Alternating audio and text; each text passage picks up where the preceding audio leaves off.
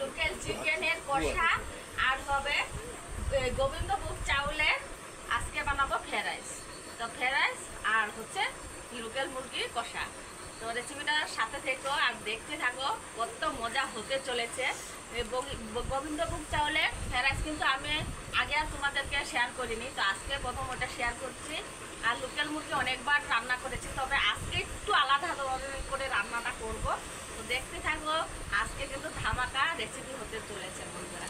তো প্রথমে মুরগিটা কেটে নিয়ে আসুক, কারণ এই কাটাকাটিগুলো এখন দেখানোটা ম্যাটার, এটা গাইডলাইন্সের বাহিরে। তো এটা অনেকটাই রক্তরাক্তি হয়ে যায়, তো তার জন্যে এটাকে আগে কেটে নিয়ে আসতে দেই। তো তোমার দাদাভাই কাটবে, কাটার পর এটা আমার ঘরের পালা মুরগি, তাই অনেকদিন থেকে বলছিল। আর দাদা ভাইয়েরও শরীরটা অত ভালো না, তাই বললাম লোকাল মুরগিটা খেলে অল্প তাকত হবে, একটু হেলদি আছে। তো ব্রয়লার তো বিশেষ করে গরম পড়ে গেছে, বেশিরভাগ মাংসটা আমাদের ব্রয়লারই খাওয়া হয়। তো ব্রয়লারটা অত খাওয়া ভালো না, যেহেতু গরম পড়ে গেছে শরীরও অসুস্থ হয়, তার জন্য আমি ঘরের মুরগিটা আজকে দিয়ে দিলাম খেতে।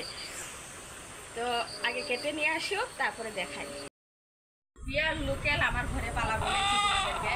তো কতটা ওয়েট মুরগিটা, প্রায় 2 কেজি ওজন হয়ে যাবে। আর দেশ পোশাক লাগে, কারণ আমি এত ধরাধরি করি না, খারাপও লাগে। কেন কি আমি পালির যে সব কিছু তো ওই জন্যই খারাপ লাগে। তো সারাদিন ছাড়া ছিল, তো এটা ধরা কোনো উপরে থাকে বেশিরভাগ। আবার ওই যে ওর ঘরে চাউল দিয়ে তারপর ঢুকায়া তারপর ধরা হলো, কারণ ওরা কিন্তু উপরে থাকে, আমার মুরগি নিচে কখনো থাকে না, উপর থাকে।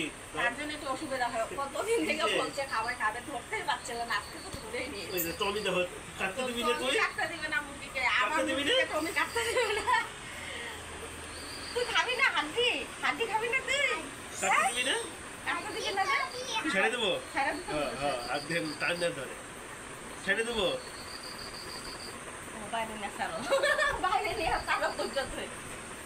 হবে তাহলে কেটে নিয়ে আসো বন্ধুরা, পরে রেসিপিটা করবো। বন্ধুরা সমস্ত মাছ তো বন্ধুরা মুরগিটা কেটে নিয়ে আসছে তোমার দাদাভাই, তারপরে ধুয়েও নিয়ে এসে গেছে। তো এখন আমি রান্নাটা শুরু করব। আর সমস্ত কিছু রেডিও হয়ে গেছে, সুন্দরভাবে সব কিছু রেডি করে নিয়েছি ফ্রাইড রাইসের জন্য আর মাংসের জন্যে। তো দেখিয়ে দিই তোমাদেরকে আমার কী কী লাগছে। এখানে পাকা লঙ্কা নিয়েছি, কাঁচা লঙ্কা, একটা টমেটো 4 ফালা করে নিয়েছি, আরও 2টো পেঁয়াজ এরকম বড় বড় টুকরো করে নিচ্ছি। আর হচ্ছে গিয়ে আদা রসুন, এগুলো মশলা কিন্তু আমি একটু ভেজে নেব, ভেজে নিয়ে পেস্ট করব। আর হচ্ছে গিয়ে এখানে বড় সাইজের 3টি পেঁয়াজ কুচিয়ে নিয়েছি, এটাকে পেরেস্তা বানাবো। আর হচ্ছে গিয়ে এখানে আলু, বড় সাইজের আলু টুকরো করে নিয়েছি মাঝখানতে, একটা গোটা রসুন নিয়ে নিয়েছি, তোমার দাদাভাই পছন্দ করে তাই। এদিকে ফ্রাইড রাইস বানানোর জন্যে এখানে গোবিন্দভোগ চাউলটাই নিয়েছি, আর এটা একদম লোকাল চাউল, আমাকে ঘরের থেকে পাঠিয়েছিল, তাই আজকে আমি এটা দিয়েই করব। আর এখানে ফ্রাইড রাইসের জন্য যা যা লাগবে সব কিছু রেডি আছে। নিয়ে নিচ্ছি গ্রিন মটর, তারপরে নিয়ে নিচ্ছি এখানে বিনস, এরকম টুকরো টুকরো করে কেটে নিচ্ছি গাজর, একটা গাজর নিয়েছি বড় সাইজের, এরকম করে কেটে একদম পাতলা করে নিই, কারণ একটু যেন মুখে লাগে ফ্রাইড রাইস খাওয়ার সময়, তাহলে ভালো লাগে। এখানে 3টা তেজপাতা নিয়ে নিচ্ছি, দারচিনি, এলাচ, 3-4টে লবঙ্গ, এটা হচ্ছে গরম মশলা, আর এলাচগুলো ফাটিয়ে নিয়েছি আমি, যাতে ফ্লেভারটা সুন্দরভাবে লাগে। মানুষে অনেকে শুকনো লঙ্কাটা ব্যবহার করে না, তবে আমি 2টা শুকনো লঙ্কা এখানে দেবো ফ্রাইড রাইসে। আর হচ্ছে কাজু কিশমিশ। এই কড়াই বসিয়ে দিয়েছি, রিফাইন অয়েল অল্প কিছু দিয়ে দিচ্ছি। সেইখানে আমি ফ্রাইড রাইসের জন্য যে সবজিগুলো নিয়েছি সেগুলো সব ভেজে নেব।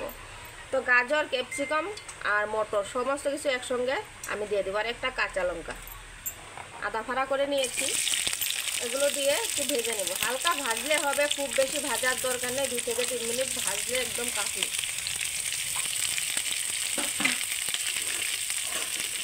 সামান্য একটু নুন দিয়ে দেবো, এটা দিয়ে কিন্তু সবজিগুলো ভেজে নেব, আর কিছু সবজির মধ্যে দেবো না। এ দিয়ে 2-3 মিনিট নাড়াচাড়া করে ভেজে নেব, একদম পুরোপুরি সিদ্ধ করার দরকার নেই, খালি শুধু একটু কাঁচা গন্ধটা চলে গেলেই হবে। তো 2-3 মিনিট ভাজার পর দেখো কত সুন্দর হয়ে গেছে, এর থেকে বেশি আর ভাজা করার দরকার নেই। এটাকে নামিয়ে নেব, এতে কাঁচা গন্ধটাও চলে গেছে, আর অল্প সিদ্ধ কিন্তু হয়েছে, একদম পুরোপুরি যাতে না গলে যায়।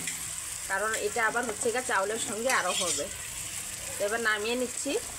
এইভাবে সবজিগুলো ফ্রাই করে ফ্রাইড রাইস বানিয়ে দেখবে। তবে ফ্রাইড রাইস অনেকে বানায়, অনেকের ফ্রাইড রাইস যদি কুকারে বানায়, প্রেশার কুকারে, তাহলে কিন্তু অনেকের মার ভাতের মতো হয়ে যায়। তো আমি প্রেশার কুকারে এর আগের বার তোমাদেরকে রেসিপি আমি দিয়েছিলাম এই ফ্রাইড রাইসের, আমার পুরো ঝরঝরাই হয়েছিল। তো ওই প্রসেসে বানালে কারো নষ্ট হবে না। আর একটা কথা হচ্ছে, আজকের যে ফ্রাইড রাইসটা বানাবো ওটা আমি রাইস কুকারে বানিয়ে দেখাবো তোমাদেরকে, একদম ইজিলি পদ্ধতি দিয়ে। আর ফ্রাইড রাইসের সুগন্ধটাও একদম পুরোপুরি থাকবে। আমি কোনো মাছ রাখবো না, কিছু করবো না, সুন্দর করে আমি শর্টকাটে সুন্দর করে বানিয়ে দেখাবো তোমাদের। আবারও রিফাইন অয়েল দিয়ে দিচ্ছি, কারণ আমি অনেকটা কম ঘি দিয়ে ব্যবহার করব, খুব বেশি ঘি ব্যবহার করব না। আর এইভাবে করে খেলে কিন্তু অনেকটুকু খাওয়া যায়। তো প্রচুর ঘি দিয়ে বানালে পুরোটা খাওয়ার মন চায় না।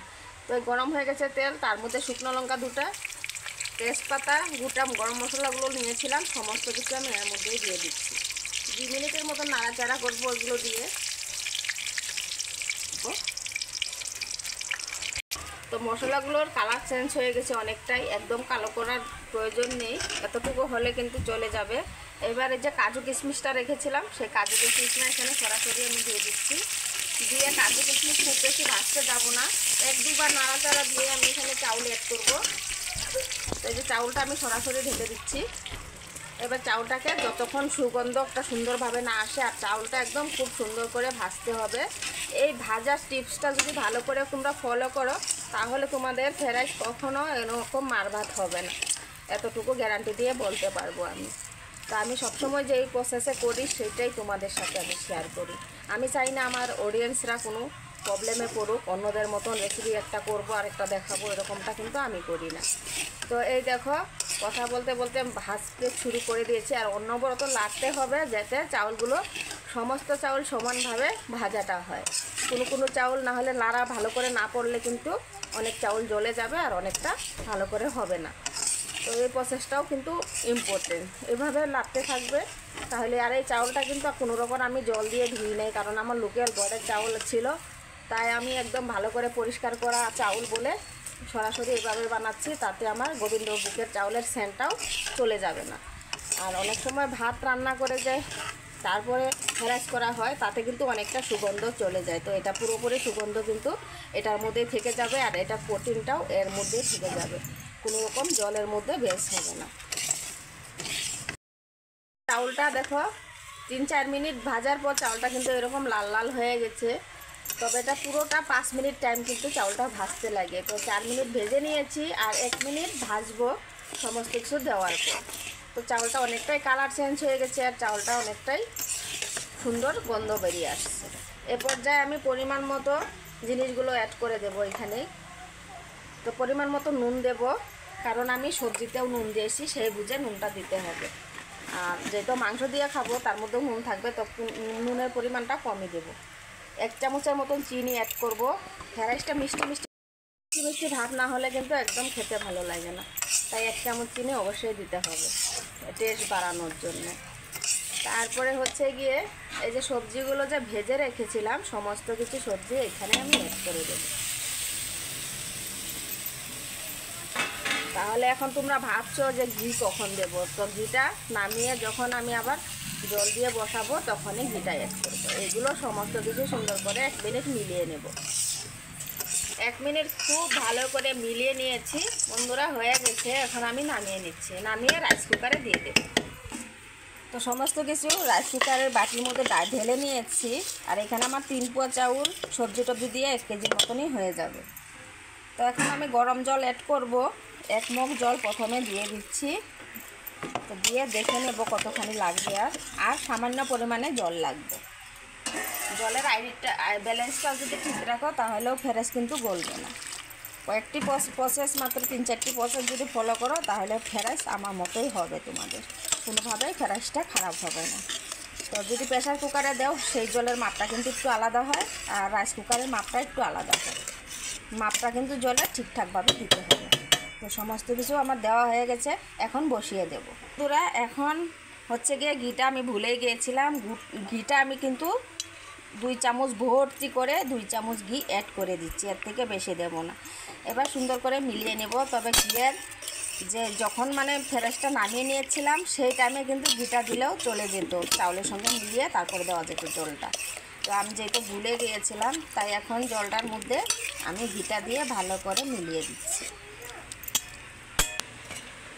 তো বন্ধুরা রাইস কুকারের মধ্যে বসিয়ে দিলাম, আর এই রাইস কুকারের সুইচটা অন করে দিচ্ছি আমি।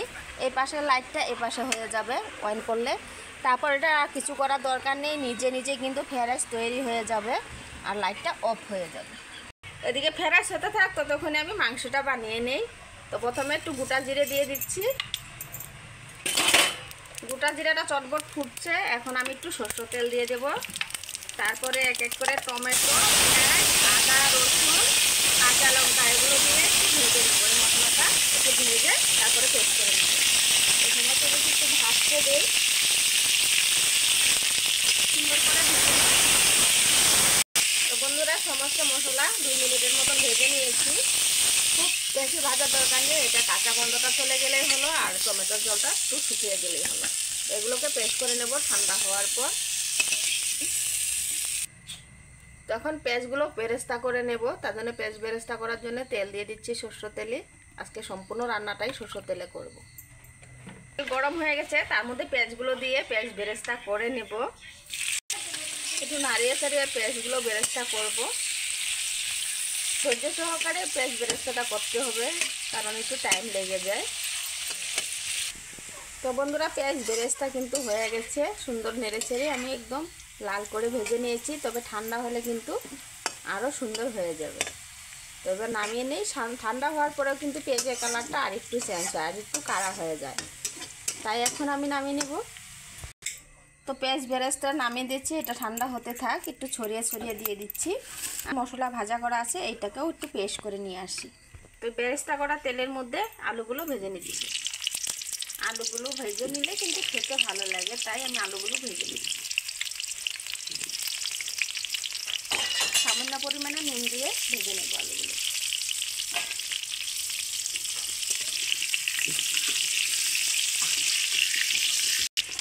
তো আলুগুলো লাল করে ভেজে নিয়েছি, এবার আলুগুলোকে নামিয়ে নেব। নামিয়ে মাংসটাকে রান্না করব। তো আলু ভাজা নামিয়ে দিয়ে সেখানেই মাংসটা রান্না করব। প্রথমে গোটা জিরে দিয়ে দিচ্ছি, তারপর 2টো শুকনো লঙ্কা, 2-3টে তেজপাতা এই দেবো। এখানে আর কোনো পেঁয়াজ দেবো না, কারণ এমনিতেই আমি পেঁয়াজ অনেকটাই দিয়েছি মশলার মধ্যে, তো এখানে দেবো না আজকে পেঁয়াজ। বলছিলাম তোমাদেরকে আজকে রান্নাটা একটু অন্যরকম হবে। সমস্ত কিছু কালো কালো হয়ে গেছে, তার মধ্যেই মাংস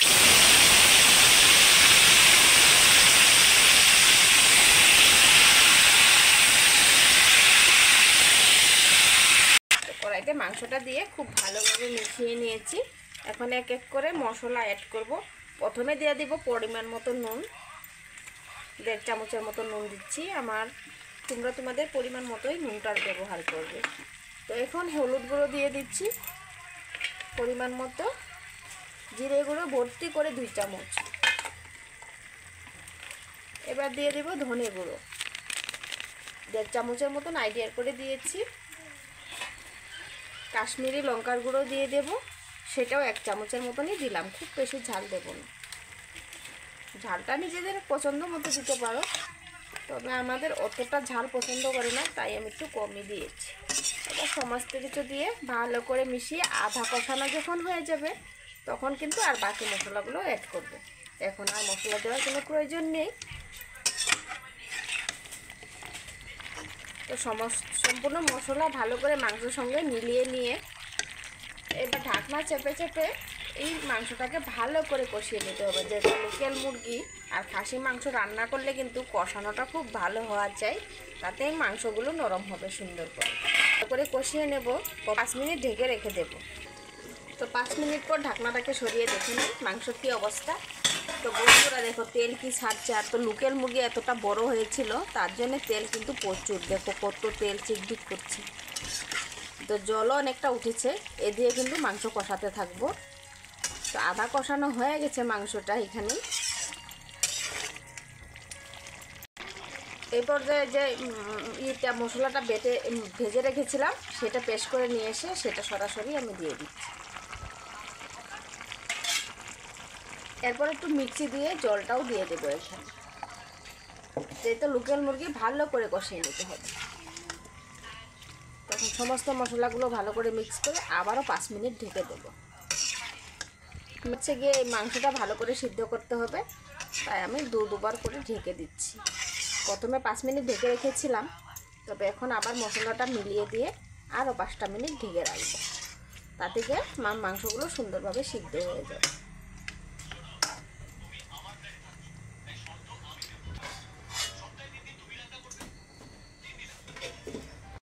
তো আরও 5 মিনিট ঢেকে রাখার পর এখন ঢাকনাটাকে সরিয়ে দিচ্ছি। আবারও কিন্তু ঘেঁটে দেবো ভালো করে। এখনও অবধি জল শুকিয়ে নাই, তবে কিন্তু মাঝে মধ্যে এরকম ঘেঁটে ঘেঁটে দিতে হবে যতক্ষণ তৈরি না সিদ্ধ হয়। তখন আর আমি ঢাকনা দেবো না। তখন আমার আলুগুলো অ্যাড করা হয়নি, আলুগুলো অল্প দেরি করে অ্যাড করছি যাতে আলুগুলো আমার গলে না যায়। তো যেহেতু ভাজা আলু আর হচ্ছে গোটা রসুন একসঙ্গে দিয়ে দিচ্ছি। এটা দিয়ে আর কিছুক্ষণ কষিয়ে নেবো, আরও কমসে কম 5 মিনিটের মতন কষাবো। তো এই করে আমি আধা ঘন্টার মতন যদি মাংসটাকে শুধু কষিয়েছি, তারপরে কিন্তু আমি ঝুল অ্যাড করব। তো বন্ধুরা দেখো, মাংস কিন্তু সুন্দর করে কষানো হয়ে গেছে। তবে কিন্তু আমার 35 মিনিট টাইম পুরো লেগেছে মাংসটা কষাতে, তারপরে গিয়ে এত সুন্দর হয়েছে। আর দেখো তেল ছেড়ে দিয়েছে মাংস থেকে, মশলা সমস্ত কিছু ভালো করে কষানো হয়ে গেছে। আর একটুকু জল নেই, একদম জল শুকিয়ে কিন্তু তেল তেল হয়ে গেছে। এই পর্যায়ে আমি জলটা অ্যাড করব। তো পরিমাণ মতো আমি জল দেব। আমি গরম জলই অ্যাড করছি এখানে।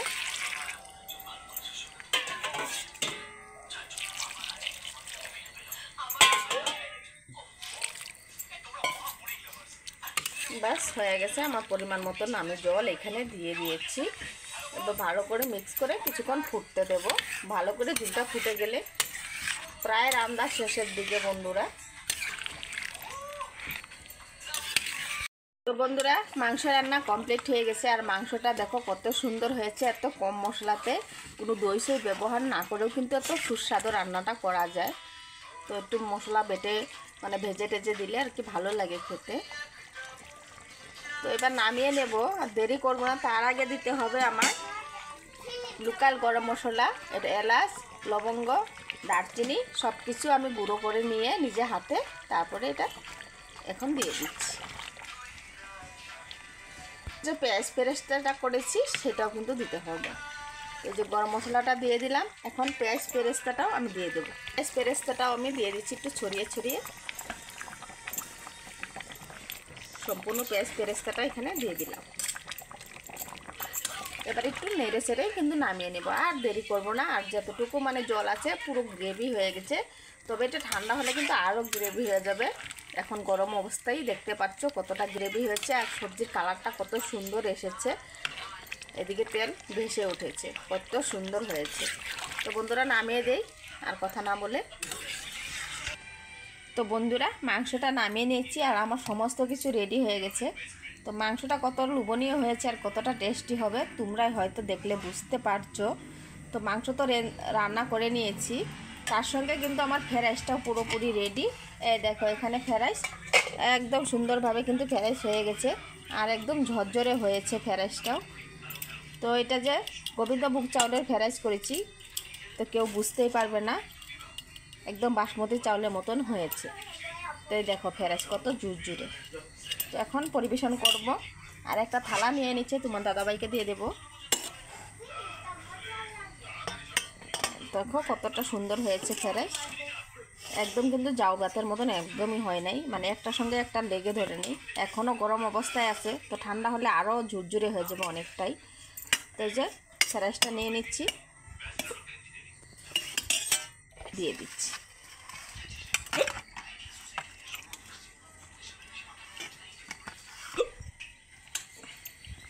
তো সবজিটা ঠান্ডা হলে কিন্তু অনেকটাই গাঢ় হয়ে যাবে।